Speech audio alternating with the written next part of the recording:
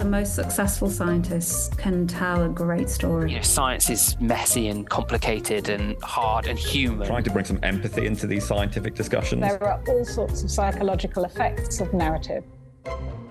There's a story going on there. In fact, there's usually a whole set of stories. I think storytelling is hugely underrated but massively important part of science. How are we going to tell a story with this data? Hang on, this wasn't the scientific fairy tale I was told. Hello, and welcome back to the Storyology podcast, where I, material scientist and storyteller Dr. Anna Podajski, take a deep dive into the intersection between science and storytelling. So far, we've heard about the role of storytelling in getting science funded and in getting science published. And now we turn to science in the media. This is the place where most of us hear about new science for the first time, either via traditional outlets like newspapers or broadcast media, or increasingly through online channels and documentaries.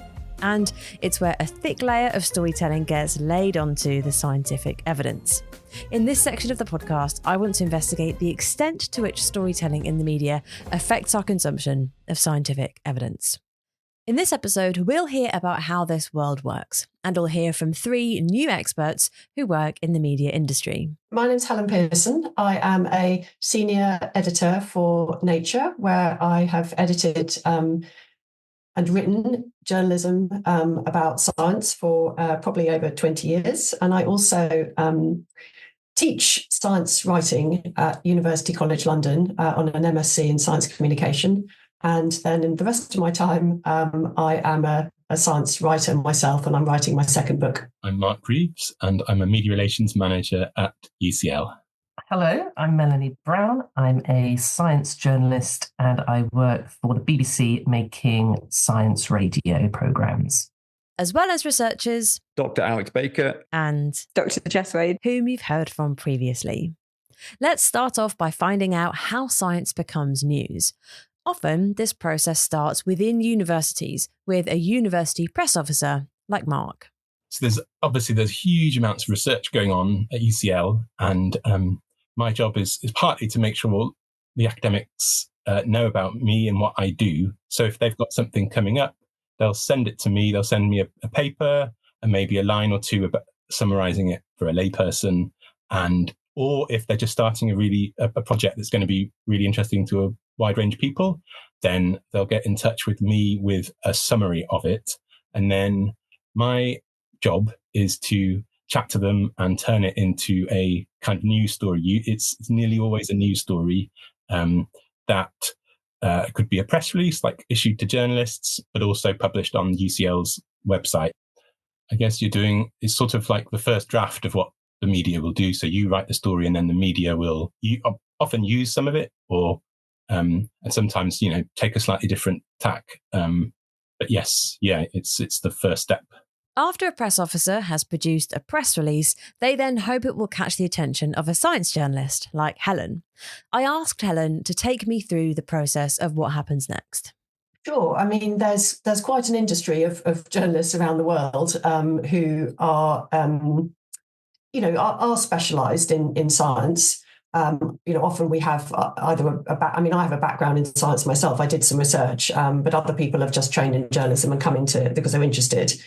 And I suppose we are in the process of kind of, in some sense, sort of scanning all of these discoveries which are emerging all the time. I mean, the world of research is vast. I mean, there are, thousands and thousands of papers, academic papers being published every day. And so it's our job to try to filter those and see what of those discoveries might be of interest to a wider audience, either because they're particularly important or perhaps because they have, interesting stories behind them.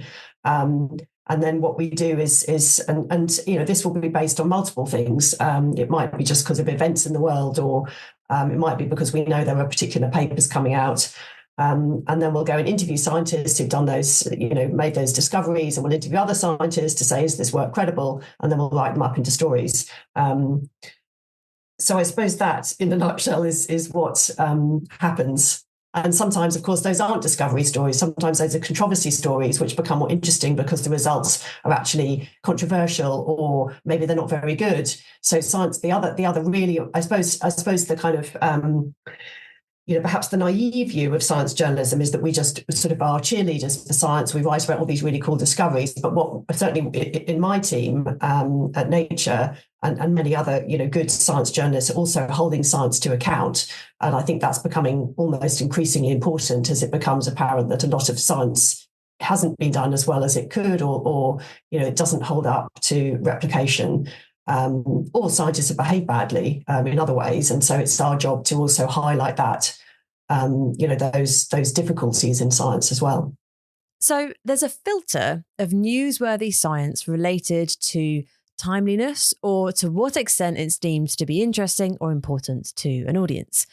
This definitely chimes with my experience. A few years ago, when I was a postdoc researcher, I took part in a scheme called the British Science Association Media Fellowship, or BSA Media Fellowship, which was all to do with posting researchers in different media outlets for a couple of weeks during the summer. And through that, I was fortunate enough to sit on the Guardian Science Desk for 3 weeks, and I got to write about all sorts of different topics completely unrelated to material science.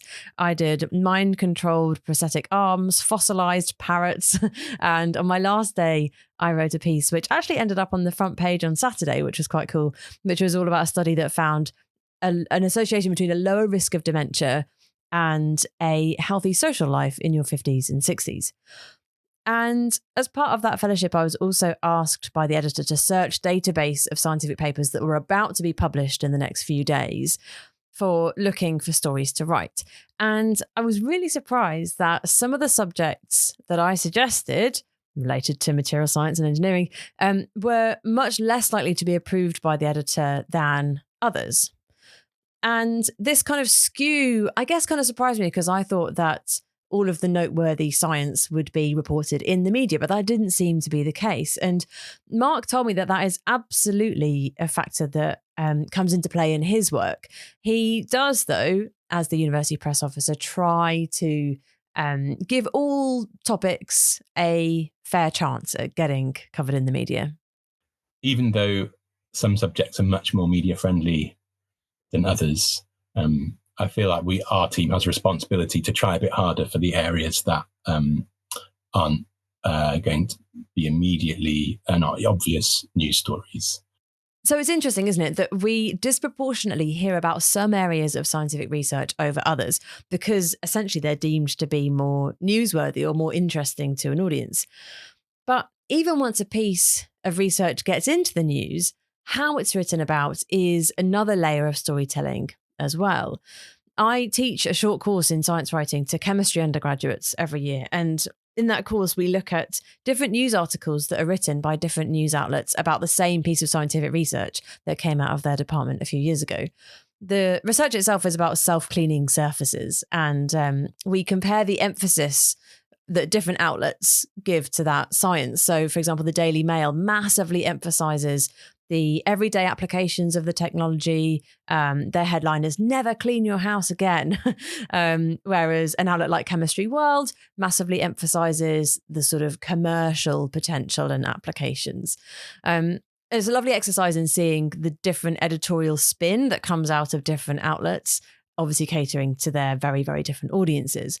And I asked Helen about this variation in how media organizations will tell very different versions of the same story of science.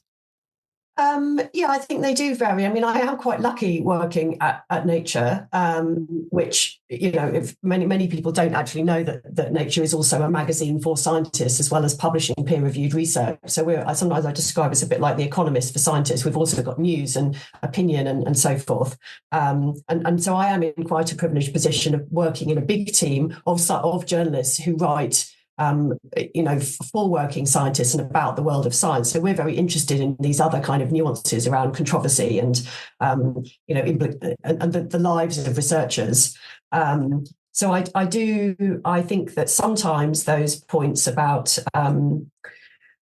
findings not holding up or controversies or retracted papers or things like that you're right, they don't necessarily get reflected in the mainstream media, because each media outlet is trying to serve its audience and they know what people click on. And sometimes it is, more clickable to have a kind of amazing discovery about Alzheimer's rather than the fact that paper maybe, was retracted, I don't know, 2 years down the line. But I don't think that's always the case. I mean, you've got some really very, very good, responsible and mainstream outlets which are writing about, controversy or poor behaviours in science. But yes, of course, there's variation. Yes. So with all these external influences on how the story of science is getting told in the media, it probably won't surprise you to hear that many, actually, if not most, of the researchers for whom I've run media training are pretty suspicious of journalists and actually just the media in general. And they really worry that their science will be misrepresented. I asked researcher Jess about her experience of interacting with the media, and she gave me a pretty mixed response along these lines. In this clip, you'll hear Jess compliment me on my book, Handmade, A Scientist's Search for Meaning Through Making. This is not at all a sponsored ad, but it is a plug. You can buy Handmade in all good bookshops, and it does mix storytelling and science communication. And we will come on to popular science writing in a future episode of the podcast. Anyway, you'll hear Jess mention it, and I just wanted to say that that's what she's referring to. Here she is. Yeah, it has a little bit. I mean, mainly I worked a lot for my postdoc on kind of new materials for displays. So they were kind of LEDs that emit circularly polarized light. And you can massively enhance the efficiency of the device and the display if you change that light from being kind of unpolarized to circularly polarized. So we made some strategies to do that. And that was kind of, display news, like really tech bro types of websites, like gadget websites. It was actually the time that Nintendo Switch started using OLED displays, so everyone was very excited about it. And by using circularly polarized light, you just get brighter displays, or you can have lower power consumption by your display, so they run for longer. So yeah, I mean, I guess I don't work in an area of science which is particularly controversial. It's generally just quite interesting. But I think even, internally at a university like Imperial, we have some really fantastic science writers. So when you kind of write a paper, if it's deemed interesting or exciting enough, there'll be a kind of little press release associated with it. And then it's working with the science writer, who usually knows a lot more than you or the professor that you're writing with about what the general public will find interesting, or how to communicate the kind of significance of this with a wider audience. Because obviously I'm like, and the polymer is doing this, and we think this charge is moving here, and they're just like, Jess, no one gives a shit. So that I think that's like, and that comes into publishing for general audiences as well. As like the things you find really nerdy and interesting, there's a limit to how much the public find those nerdy and interesting. So you've got to kind of tame yourself. I think your approach to writing is unique in that you do interface those kind of hardcore science and engineering stories with hobbies and things that people actually do. The Handmade book did that so perfectly. But I think I find it quite hard, because I find, I really want to know what's happening to that bond in that polymer. And that's like very interesting to me, but I understand that your average Guardian reader is not going to care. So there's a way of doing that. And you work with, you work with people who'd help you to make that more clear, or to make it more exciting. I suppose what I've never had, which I think happens to people in other fields, is when someone kind of runs with it and misinterprets it, or the headline doesn't actually describe what you've done.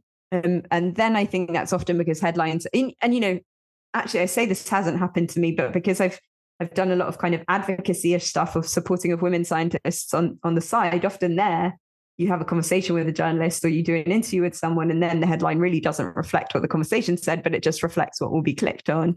And that I guess is quite frustrating, and it must be very frustrating when your science is misrepresented. You've had a conversation with a journalist. The journalist may not have an undergraduate and a PhD in physics. They've done their absolute best job to explain exactly what you've done. I do find the thing a little bit tricky sometimes when, and this happens occasionally, for most of the time, no one ever wants to talk to me. And then occasionally everyone wants to talk to me about being a woman in physics. Everyone's like, oh my God, we need to get a women in science opinion. And then you'll speak to a journalist and they'll ask you all of these incredibly personal questions. And then they'll be like, oh yeah, I'm not allowed to show it to you. My editor has a rule that we can't show you anything we've written until it's published. And I'm like, oh yeah, well now I don't want to be like a really clingy psycho who's like, please I really need to read this before it goes out. But yeah, then sometimes I feel like I I think I've got better at just being very clear in what I'm saying. And actually, I think a lot of the criticisms from advocacy for women scientists or whatever come from people who think you're trying to make it harder for men scientists, and obviously just want to make it better for everyone. So, but I do think in those instances, it's tricky when people say, we won't let you look at it. And I understand fully that their editor wants, creative control to go to the creative who's writing it. But it is hard when you've said something that's, something that's maybe quite personal, or maybe it's quite technical, and you just want to be sure you've got the language right. Because, whether it's in science or some societal comment, just a slight difference in wording can really change the meaning. And that I find, that's the only thing I've found hard with working with press teams. But of course, journalists aren't trying to get things wrong or to catch researchers out. I asked science journalist Mel if she feels the weight of responsibility of science reporting. Oh, massively. Yeah, especially on things like health, things that would have really serious or could potentially have serious repercussions for people if I got it wrong. So yeah, I did a little, not a lot, but a little bit of reporting during COVID.